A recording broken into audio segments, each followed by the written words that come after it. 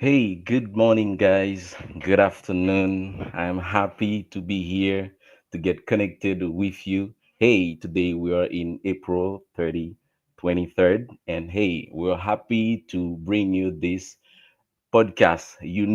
When it is Wednesday at 8, we have this schedule, we have this moment to enjoy our podcast. I am very happy because I was in Easter time and I enjoyed myself, and you too, you do too. And I wish you unhappy Easter because it was last week and we had a great moment. And then today we are in our podcast, and today we'll have a great moment. Okay, we'll have a powerful moment. Be connected, and I appreciate you guys that do the same, that keep connected, watching us through Facebook and YouTube. Hey, this team is happy to see you connected, and try to share the live, to share the video that you're watching now, and to keep this community growing. And I love this from you. I am Briga Anderson Dossi, this moderator of this podcast. Hey, we're gonna have a great moment together. I'm not alone. I'm not alone. I have today uh, Mr. Friendly. I know you know Mr. Friendly. And I have also a girl that will be on the stage with us. Hey, good morning, Mr. Friendly. How are you doing? Happy to see you, bro. I'm fine, thanks. Good morning, Mr. Brigard, and good morning, my colleague Milka. We have a girl today with us, and we are so happy.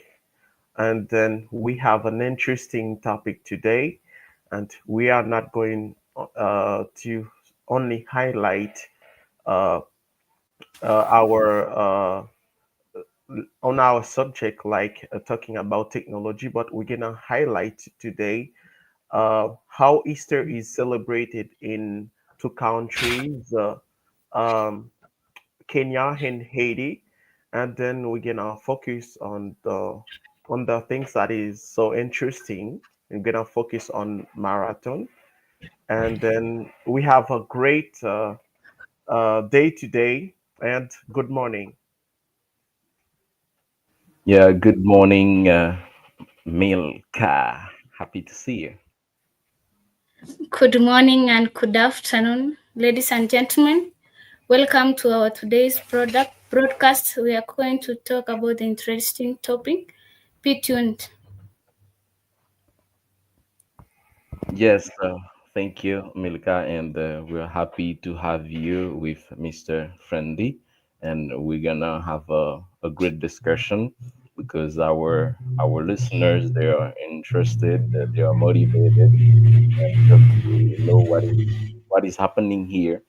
And now we'll have a powerful moment. But before getting into the subject that we have, I'd like to ask like some question about like you, Milka, and Mr. Friendly, because we'll have communication with you guys. We're gonna communicate together. But as Mr. Friendly mentioned, how was the Easter for you, Milka? How did you enjoy it? Yeah, can you please tell us more for those who don't know how is Easter celebrating here in Kenya? Okay, Easter, Kenya, we don't have much celebration in Kenya. In Kenya, these are predominantly Christians, both Protestants and Catholic. On Friday, we have a demonstration that's to church. We have services, mass services. Other churches celebrates the night mass. Mostly we have the services. We play Christian music, and on Friday, yeah, the Catholic don't eat meat, but after the resurrections of Jesus, that's when now we celebrate. We drink, we eat nyama choma and handmade chapatis, and also we go for picnic. Yes, that's Oh, it. that's great. That's interesting for sure. And Mr. Friendly is about to say something about how Haiti is celebrating that day also. Mr. Friendly. Hmm? Yeah, before answering, let me tell Milka that I like here talking about Yamachoma, even if I don't know how it tastes, but I like it, Yamachoma, when you talk about Yamachoma.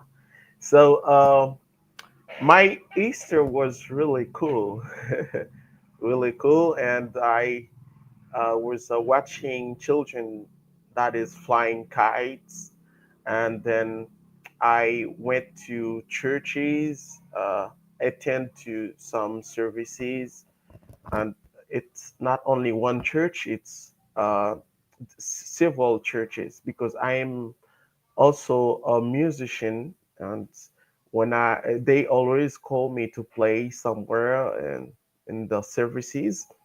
And then I remember in Easter Sunday, I was in two different churches.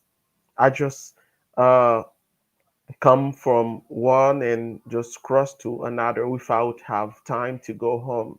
So it was really, really interesting. And for the Haitian, when you talk about Easter, it's like you're talking about fish. So when you say Easter in Haiti, they everyone see fish.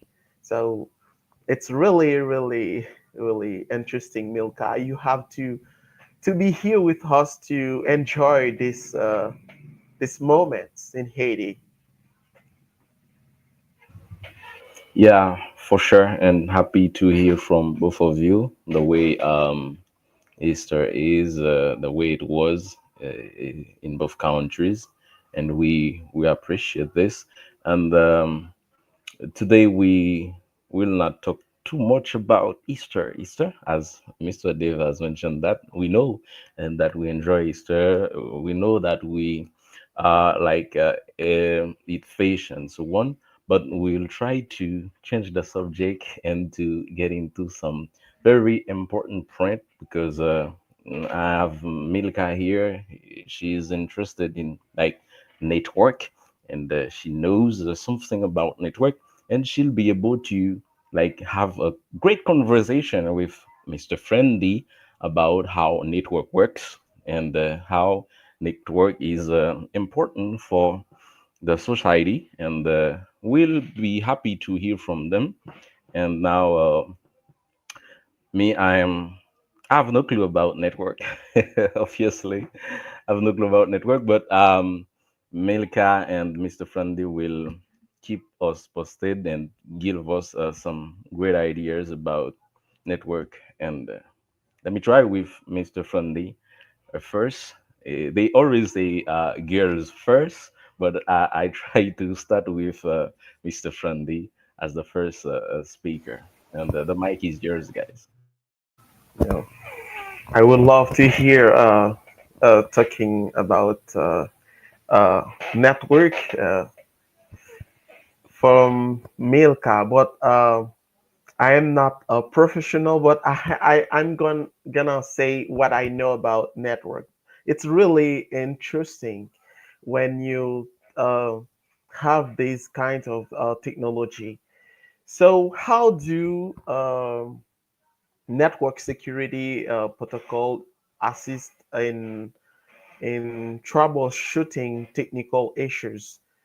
This is some questions that we, when we're talking about network, we can ask, and we can also uh, ask might what sign might indicate a possible attack. So this is what you should have in your mind when talking about a network. So protocols such as firewalls, we have IDS, we have IPS, and then VPNs. So when you talk about VPNs, you can also mention North VPN.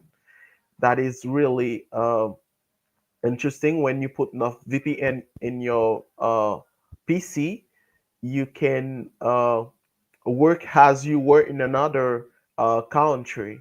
That's really Interesting. And these can help isolate the source of problems, um, like unusually slow connections, um, traffic from unknown servers, suspicious error messages. So using these, you can even emphasize the importance of network monitoring for prevention. That's really interesting when you are using this technology. This is a you can make something like a prevention to identify so what is the threat and so that you protect your customer. And then I hope my colleague Milka, she has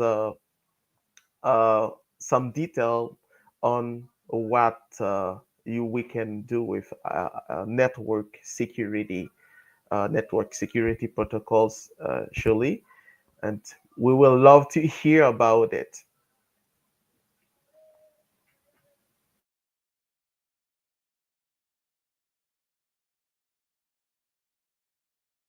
Okay, thank you. I will take you in detail how network security protocols help in troubleshooting. First, we'll start with the locking and monitoring protocols. Examples of these protocols in locking and monitoring, we have the IPsec, that is Internet Protocol Security. Also, we have the Transport Layer Security. We have the SSH, Secure Shell. We have the HTTPS, the Hypertext Transfer Protocol, Secure. We have the SNMP, that is the Symbol Network Management Protocol. These protocols generate logs such as access logs in an encryption, and and this these protocols, they generate logs such as access logs and encryption handshake failures, which can help to identify when and where a problem started in our system. Also, which device or user were involved, and also whether the issue was a failed authentication or a routing issue or a malicious attempt. An example is when a TLS log might show a certificate mismatch or a protocol version error during a failed secure connection. That's now the protocol under the locking and the monitoring system. Also, we have a protocol under the authentication and access control. Examples of protocol in authentication and access, we have the remote authentication, dial-in user service, and the terminal access controller access control system plus. These protocols help to validate and identify before granting an access.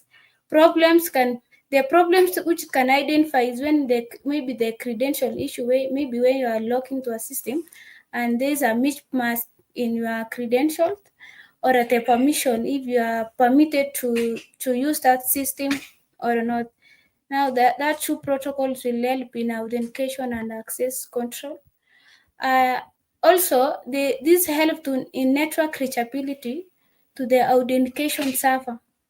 Example is when if a locking fail consistently, you can check you can check the remote authentication dial-in user service protocol.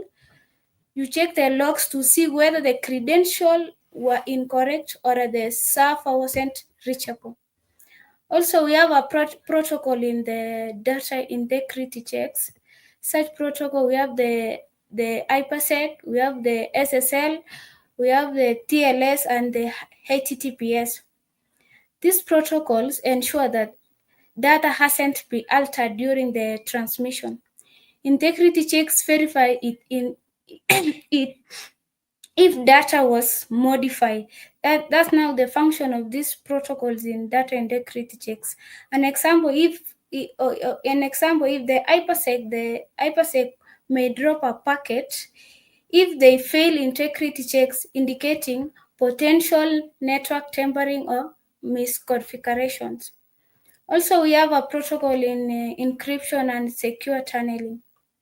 Examples of this protocol, we have the IPsec2, we have the SSL, we have the VPN, and the SSH. This protocol ensures the secure tunnels, isolates traffic for analysis, and ensure privacy during testing. Uh, Also, we have a protocol in the we have a protocol called the protocol specific error feedback. Examples of this protocol, we have the HTTPS, we have the tele LS, we have the SSH and the SNMP.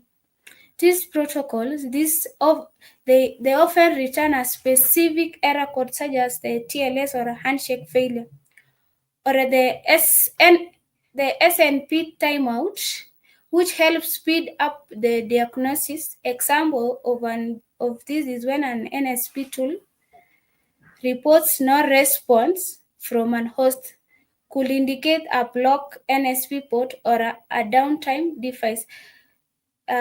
Also, we have a protocol in segmentation and isolation. One of these protocols are the 802.1, that's a port-based access control protocol. We have the VLA tagging. This protocol this protocol helps to limit the access to specific parts of the network, making it easier to isolate problems. An example is if a user can't connect to the internet, but the VLAN access works internally, the issue may lie on the router or at the firewall. These now then are examples of the protocols we have in the networking, and this protocol helps now to narrow down step-by-step problem for you to identify an issue in a network. This protocol helps a lot by providing the logs for you to go and check the logs. Okay, Yep. this uh, the network security protocol doesn't secure only the network. They Mhm. produce now the structure traceable feedback that help a troubleshooter to see the connectivity failures, maybe the access denials. We have the packet loss or corruptions Mhm. or a configuration error. We have also the intrusion or anomalies. Also, the Frandy ask about the common network issues that could indicate a cyber attack. Uh, one of these common, we have most common issues that may indicate a cyber attack. We have the unusual network traffic, as an sudden and unexplained an increase in network traffic, such as a high outbound data transfers, connection to unknown IP addresses, or a traffic spikes during an off hours. Yeah. The indications of this high traffic, what you can see is maybe you can see the monitoring tools, e.g. the Wireshark, the net flow, show abnormal bandwidth usage. Also, traffic to unfamiliar or suspicious domain, e.g. in countries where your organization doesn't operate. Maybe the repeated connection to command Okay. and control the C2 server Yeah. often see import or malware activities. Yes. Yeah, perfect, Yeah. perfect. Yeah, I appreciate these ideas that you uh, bring for us because you say a lot things, a lot of things about uh, network and some keywords, things that is important, some protocols also. But like one of the things that we just want to know, it is about the IT support. Like, who do we contact like for help? Okay, when it comes to IT support, guys.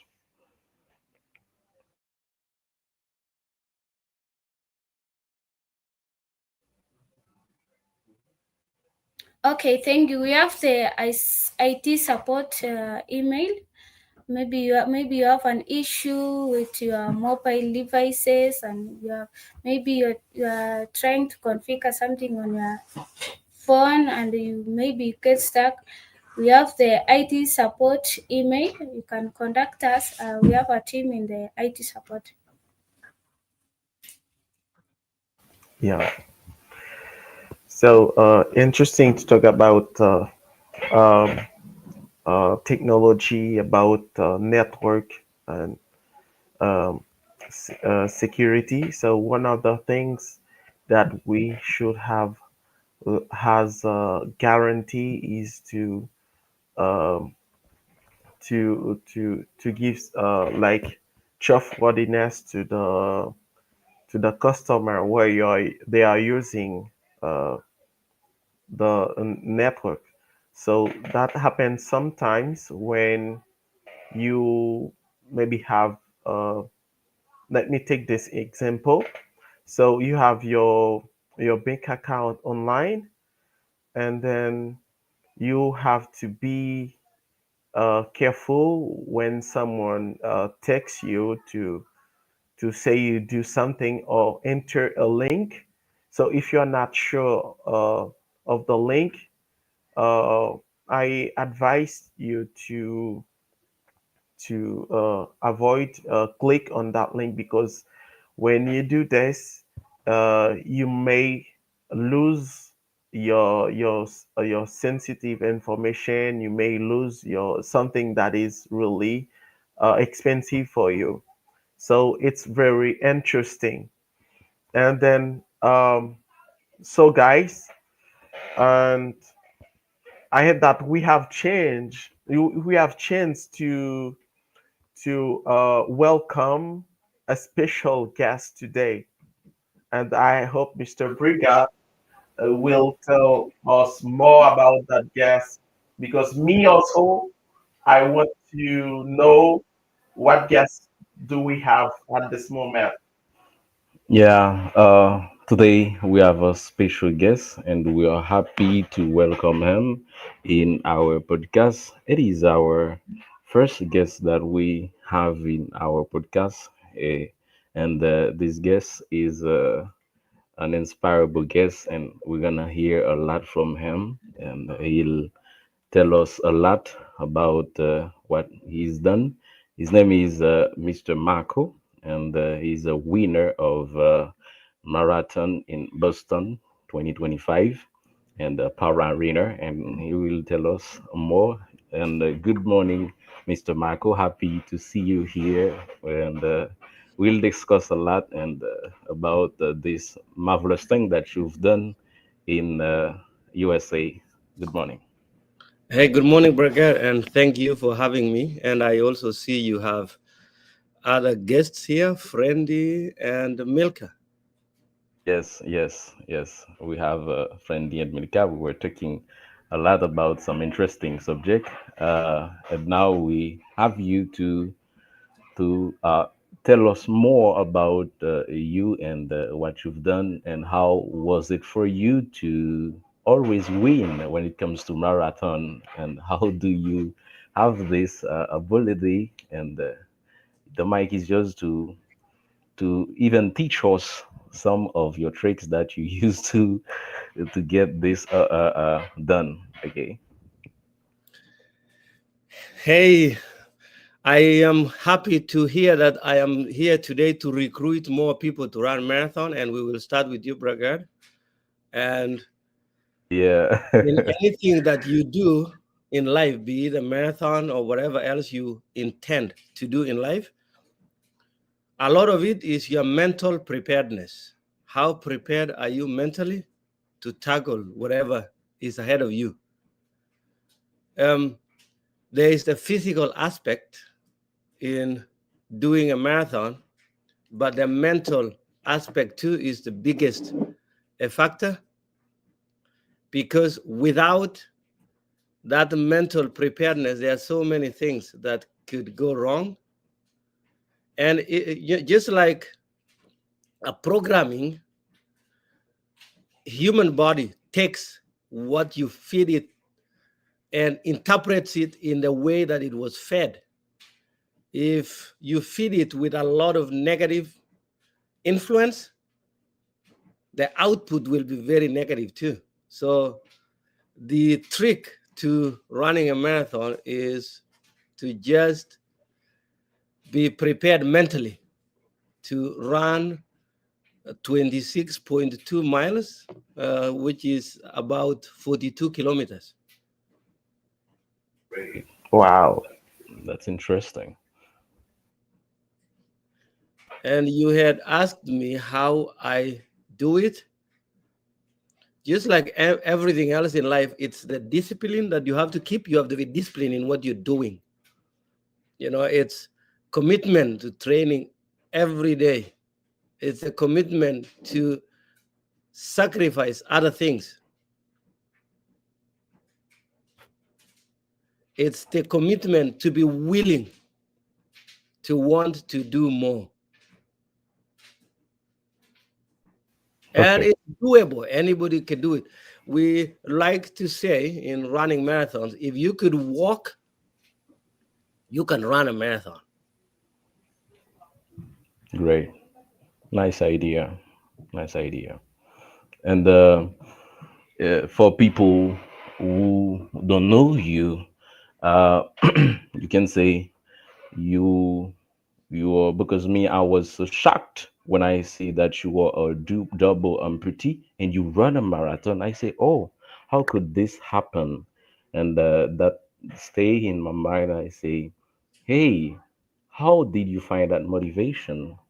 And it is like, what is the trigger thing? I didn't want to have this as an interview just to interview you, but I just asking you some question just to know how did happen. Like you first say like for some information that I have, it is like since 7 years, for 7 years that you've been a double amputee, and you overcome this. You see that is not a limit. You are limitless. I can say that you are limitless than the way physically you are, and to do this. And what was the trigger? Um, before losing my feet, I was also an athlete. I was running college athletics in Alaska. But then that ability to want to run was in me. So the amputation happens. But then the technology advancement that is here Okay, perfect. enabled me to be able to function, if not fully, but somewhat functional enough to run again. But Okay. then, as I said earlier, everything that we do as humans is what we tell ourselves. It's the Mhm. mental aspect. What do you tell yourself? Because there is a statement that says those who tell themselves they can or they cannot do it, they are both right. Because you've convinced yourself that if you've convinced yourself that you can do it, then yes, you can do it. But then if you convince yourself that you cannot do it, you are unable to do it, then you will be unable to do it. So for me, maybe I should answer it this way, Brogard. I didn't have Mhm. another option. There Okay. was there was no going to the lab with stem cells and growing biological feet. So I had to use Hmm. what I had or Yeah. what I have now to Hmm. make a good use of it, Yeah. because it was an event that happened to me.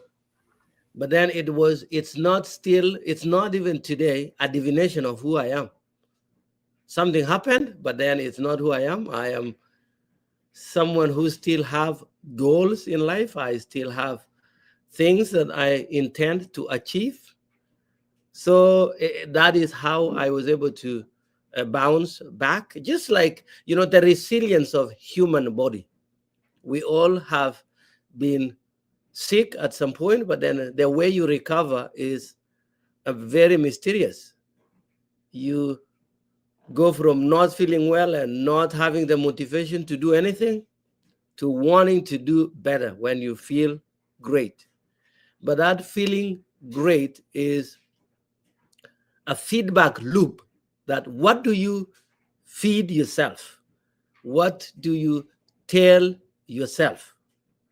So I am always, I've, it's, I'm trying to use the correct word. Sometimes when I'm walking around, like yesterday, I was flying from Boston coming back to Florida.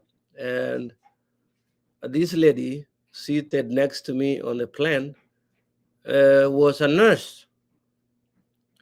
And she was having mobility issues coming into the aircraft because I was the first one. I was seated. And she felt so bad about me. But then I'm sitting there going, I didn't say anything, but I'm going, but I was walking better than you. I don't know what the is from. Yeah, So, yeah. but sometimes our brain is wired in such a way that the physical injuries that people have, when we see them, we tend to think that these people have more problems than people with emotional challenges. So for me, it's just because people can see how I walk, Hmm. um, or they see I am missing my lower limbs, and they sometimes assume I have more challenges than they think. But then for me, I don't have any mobility issues. I've never seen myself as somebody who needs a lot of people feeling sorry for me. But then I don't correct people when they feel sorry about me. I'm just like, all right, that's you. You will have to stay with your feeling sorriness. I am okay myself. But it's a human thing though. Like that is the human reaction. That empathy comes from us as humans when we see somebody that we tend to think have challenges in life. Then that naturally comes. But then for me, I do not have any issues. I just function not like everyone else, maybe more than most people. Because hey, Bragat, I ran a marathon. I've ran a marathon. I'm here recruiting you to run a marathon. So I can still claim that Yeah. I am more mobile and able to Hmm. run a marathon. Yeah, Yeah. great. So, everywhere I go in the social network, I make search about Boston Marathon 2025. They highlight you. So, uh, I am so exciting. And for those who are watching this podcast, we have with us Marco, an athlete and a winner in Boston Marathon 2025. We are so happy, and he still be motivated and keep running after losing both uh, his two legs. So it's really interesting to meet you, Malco. And we have a question for you. So, what message do you have for young people facing physical and emotional challenges? I would want to say that, there is no condition or situation that is permanent. Everything will come and go. You have to fight. You have to be ready to hope for a better tomorrow. Tomorrow is not going to be like today. Better things are ahead.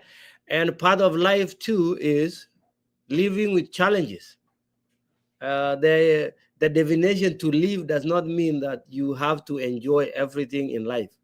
It can be very challenging, or sometimes it can be very enjoyable. So it's us adopting coping skills. How do we handle a situation if we are faced with. And it doesn't matter what challenge. It could be unemployment, it could be sickness, it could be anything. But it's just holding your head high and knowing that things will change. Yeah, thanks. So it's really interesting what you say, and now I think you're enjoying your Easter. So this is the same thing we are doing in Haiti, we are doing in Kenya. So for you, Marco, what does Easter mean to you as a Kenyan living now in United States? Well, I grew up Catholic in Kenya. Very so we've celebrated Easter, the death and resurrection of Jesus. For me, it's as a Christian, it's a new beginning. It's a new era, just like we were talking about. What do you encourage young people who are faced with challenges? And as a Christian, we know Jesus went through all the suffering that he went for us to be forgiven our sins. So, as a Christian myself, that is how I look back and be like, all the things that I done in the past, maybe not in a way that I intended to do, have been forgiven, and this is a new beginning to move forward with what is ahead and not focusing so much to what is behind. But for me, this Easter, I was so focused on the marathon that I didn't realize really that Easter was over.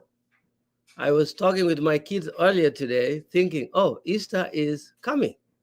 And I didn't realize it went by because I was so focused on the race rather than on the Easter itself. But traditionally, as a family, and we celebrate in a religious way Easter. It's time to enjoy with family and reflect on the past and where we are headed to. Yeah, Okay, perfect. Go ahead, okay, Milka. I have a question for Marco. Throughout your career as a world record holding double amputee marathoner, how has the Haiti tools like the prosthetic calibration apps has helped you? Yeah, so I have been an amputee for more than 10 years, believe me or not. And what I have seen over time is the revolution in prosthetic industry. When I started, they didn't have the high end running blades that they have now, but because of technology, it's really enhanced and improved, particularly on energy return, because a biological foot or feet gives you almost 100% of energy return. When you exert pressure to the ground, you get the reaction force. On a prosthetic blade, I would think they put it at around maybe 75% energy return, maybe 80%. So it's good enough to give you almost that. It's almost mimicking that biological food. So it's been really something that has contributed to my performance because yes, as much as I wanted to say I put a lot of training into running, there's also the aspect of technology advancement. And nowadays, because of the AI and all other aspects of the smart technologies that are out there, it's even, and I know it will still even take it even further to advance the technology to almost maybe 90 something percent of energy return. Okay. So, Mr. Marco, um, You are a world record older, uh, uh, a world record older in running.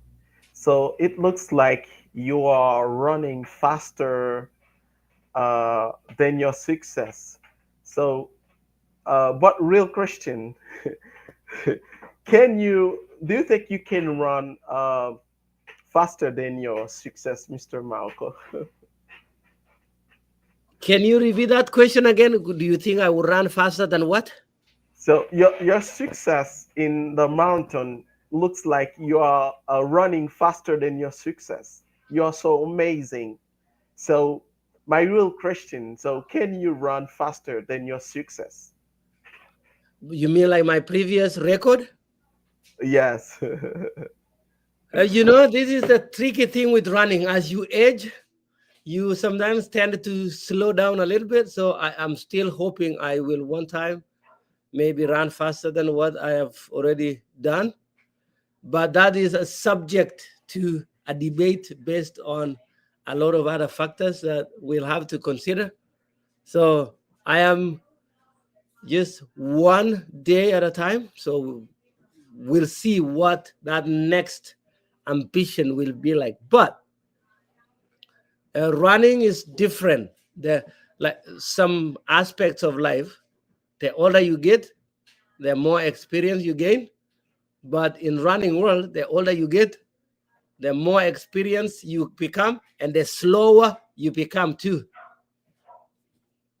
Yeah, yeah, for sure. I agree with that point. Okay, and one one more question that I have for you, because you're talking about some inspiring things. How, but because me especially, I've learned a word from you. You always say that preparedness is first, and then you'll get the opportunity. Now you mentioned this in your speech, and we need to prepare mentally and physically to everything that we want to do or we want to have to get a better tomorrow.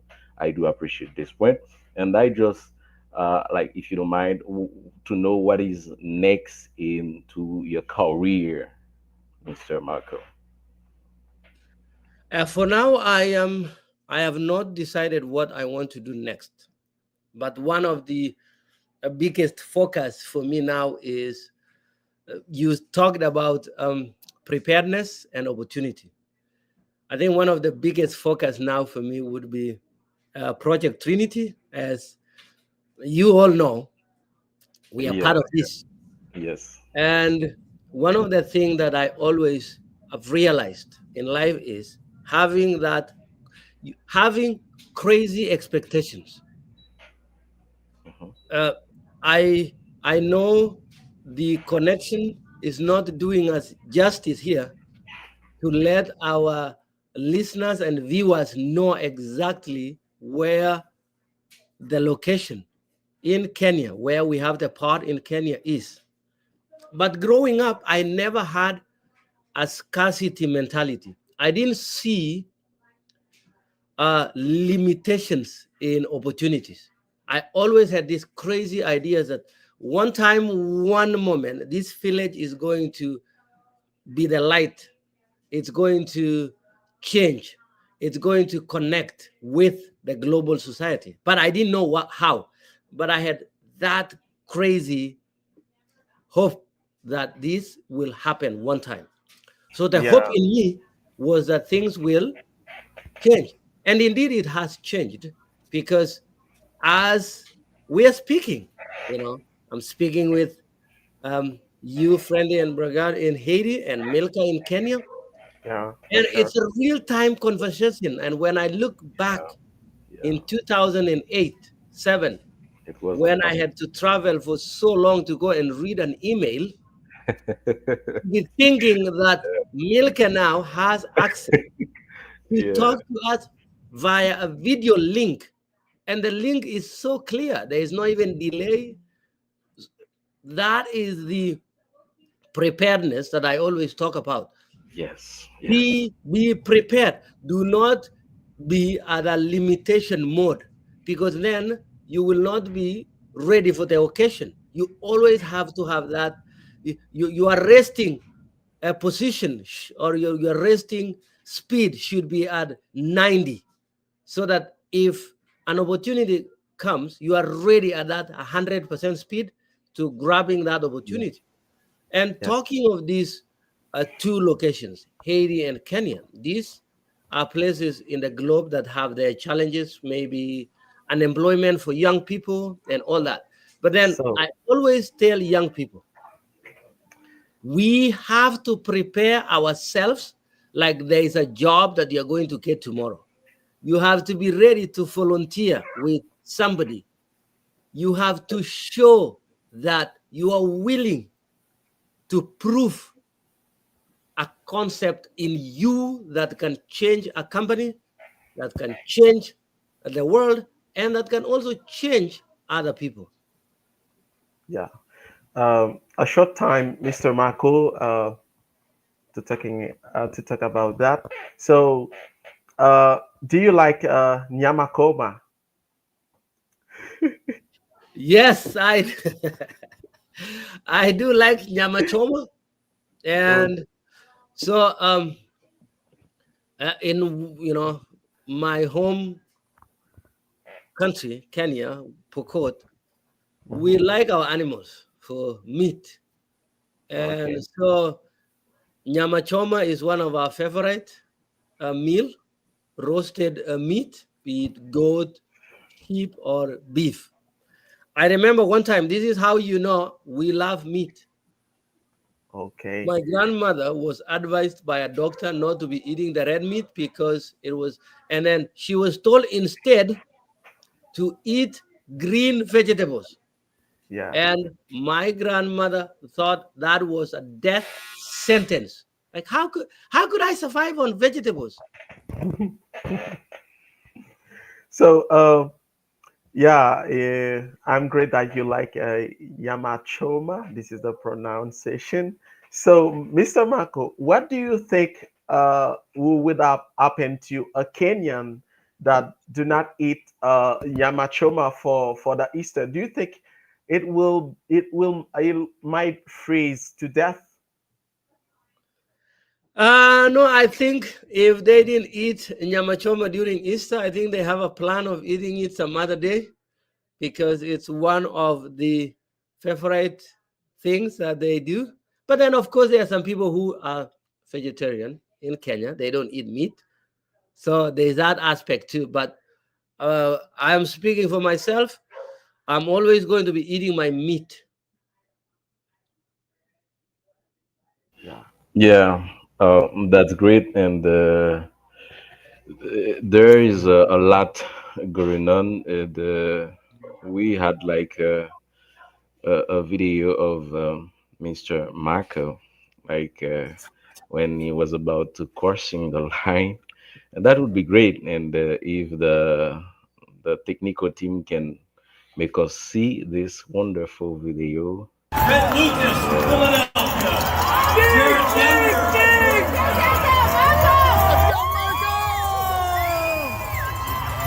Adam Waldron. Mark Satterley. Riley Davis from Davis, California. yeah, that's interesting to see how powerful you are and how happy people are around you and are happy because of your success too. And like we will end up the discussion because we've talked a lot about some interesting point and about what you've done about your winning point, but one thing that I want to ask is like what makes you happier or in the happiest level when you it is like what is your feeling when you see all of the people around you and they're happy because you do it and you do it properly and how did you feel in that stage? That is marathon. You really have to have people cheering you. It takes a toll on your body.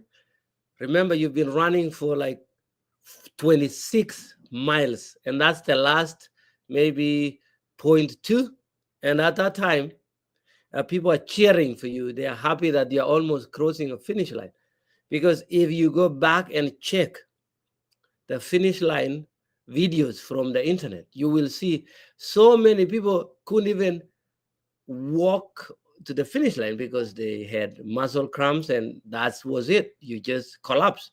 It's so I was happy that of course, I had some of my fans who are like yelling my name, and I'm trying to acknowledge them, but then at the same time making sure that I don't trip and collapse before Okay. reaching the finish line.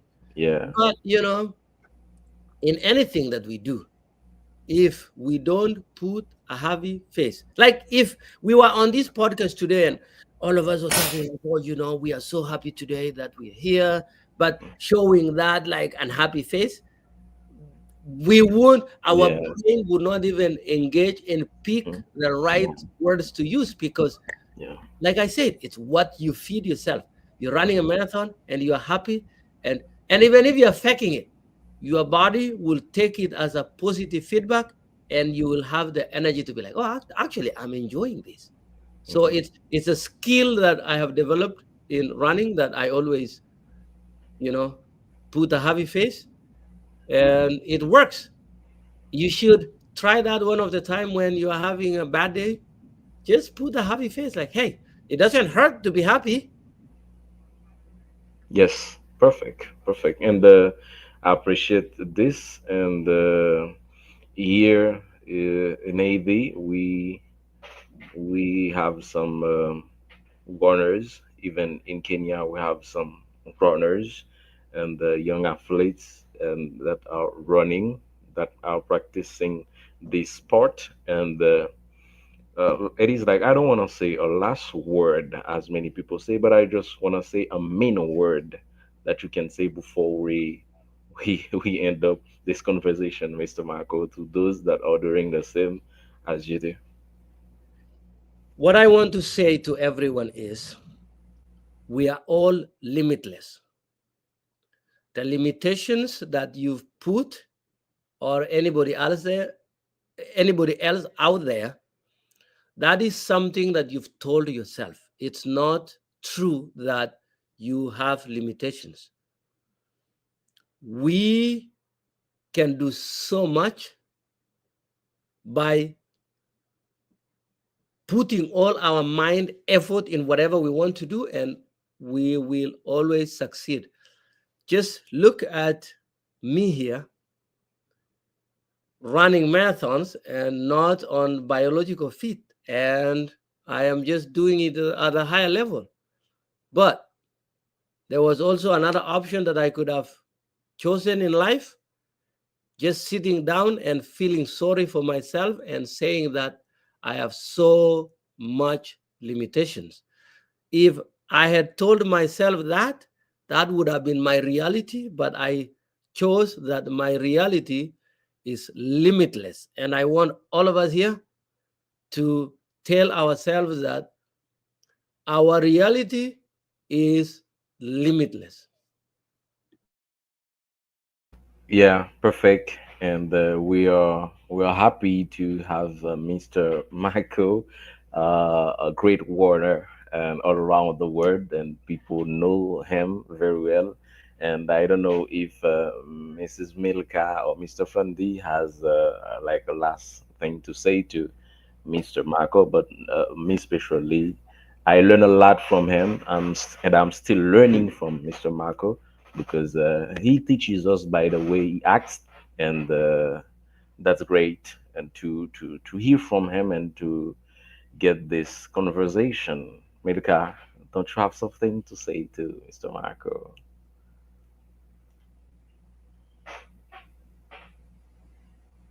Open your mic. Congratulations, congratulations, Mr. Marco, for winning the marathon. I also have the last question for you. What's the hardest mile in the race? The hardest part of running a marathon is at point 2 miles. It's about 384 meters, because you've cross a line that say 26 miles, but then you still have the 384 meters to go. And that is the hardest part because you are so ready to stop, but the finish line is not there yet. So keep the same motivation and keep going. The world is watching you. You know that you are in United States, a great country, in Boston Marathon 2025. It's not a little thing. It's a big deal, a big uh, advance. So uh, we are all with you, and we are supporting you. This is a great moment to see our colleague is moving forward in this case. So keep going, Mr. Marco. And I'm hoping to be seeing now more videos of you guys running and training for your next marathon. Okay. No problem. I'm happy to have you. The congratulations, Mr. Marco. Okay, and here we're going to end up like the podcast, but we have things to do, like a special things for our listeners. We have like 4 minutes left, and just to make it easy for like Asian viewers, they don't really know what, some of them don't really know what has been said. And Mr. Frandy, you can also translate something that you've heard, and me also I can do it to make it clear for our listeners. And Milka also will do it like 2 minutes. We'll do that in shortly, and in Creole. OK, donc nous naturellement te gen avec nous Monsieur Marco qui lui-même c'est yon Kenyan, donc li ap vive là aux États-Unis, qui lui-même réussi à maintes reprises remporter grand prime ça dans question course, donc marathon. Marathon c'est une longue distance que vous fait wap courir et que lui-même li toujours fait euh, preuve li dans question ça. Et ça qui est intéressant, il toujours winner. Ça veut dire toujours gagnant. Donc son bagage extrêmement intéressant. Et une bagage qui était plus attiré l'attention, c'est parce que li amputé. Donc amputé, c'est pas seulement de un seul pied li manqué, li perdu deux pieds malgré ça. Donc li ouais tête li comme un monde qui pi libre ou bien pi mobile parce que ou même qui gagne deux pieds. OK, li ouais tête pi mobile parce que donc lui même li dit que les ou sorry pour lui, là, désolé pour lui. Donc lui même li l'a gado qui désolé pendant que lui même mindset li en forme, OK? Il pas de problème avec ça. Donc c'est une belle conversation nous avons aujourd'hui avec guest speaker nous, Marco, qui t'a porté en pile bon bagaille pour nous. Hey, and now I think Mr. Milka could like translate something for uh, his, or I can say her listeners also, right? To understand like in Kiswahili, yeah, something. And Milka, are you there just to do that, to do the translation? Asante sana Bwana Brikad.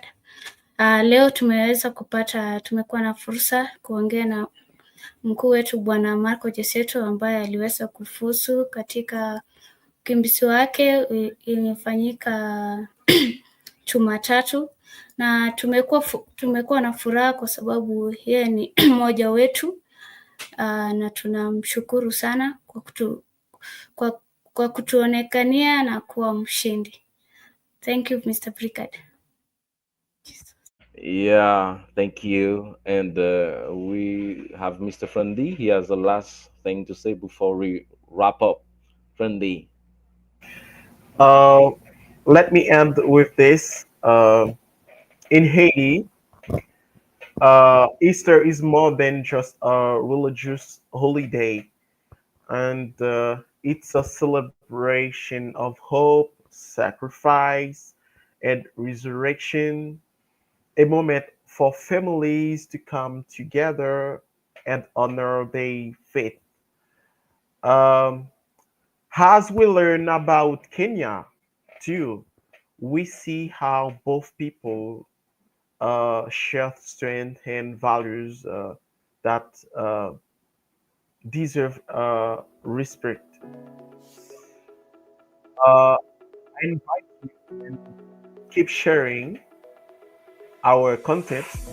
Thank you for being with us, and don't forget to share the podcast to someone you think that like our topics, and follow us on all social platforms.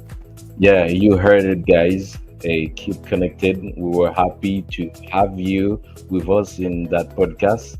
And then, before leaving, let me greet some listeners, viewers that are connected. Like, we take this time to greet Julie Thompson, and to greet also Jubelenki Estime, and Tines also Enos, our I can say our friends from Kenya also that are listening. It was a great moment to have you, and I wish you have a great day and see you next time. Okay, goodbye.